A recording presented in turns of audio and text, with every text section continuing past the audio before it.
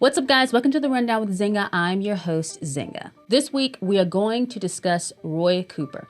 And he's kind of a mean girl. He's like the queen bee that says to her group of friends, if you don't wear the right colors, you can't sit with us at lunch. You can't sit with us! So I'll lay out the story. So let's start with Speaker of the House Tim Moore's Free the Smiles Act. The bill returned the decision-making authority on wearing masks in schools back to parents instead of politicians. Unfortunately, Cooper vetoed the bill, but it did pass with bipartisan support in both the House and Senate. But when it came time to override Cooper's veto, all of the Democrats who originally voted in favor of the bill fell in lockstep with mean girl Roy Cooper and did not vote to override the veto.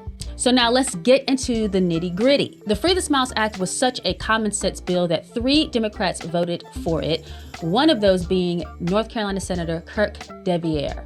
deViere isn't exactly in Cooper's good graces. He voted along with Republicans on several bills that the Republican-led General Assembly and Roy Cooper had major fights over.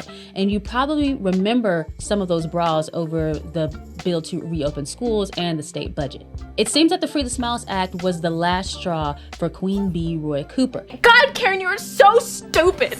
He is making deViere pay for daring to oppose his political commands by endorsing deViere's primary opponent, Val Applewhite. And this action is totally outside of Cooper's MO. He doesn't do this type of thing. Last fall, when the budget bill was being debated, Cooper summoned deViere to his mansion more than once when Cooper wanted to influence his vote. I guess because that didn't work, Cooper has decided deViere gots to go. In response, deViere said, quote, "This primary challenge is a direct result of putting my community over partisan politics and not being a rubber stamp. Together, we can send a message that working families have had enough of the power politics and that this seat belongs to you, the people of Cumberland County."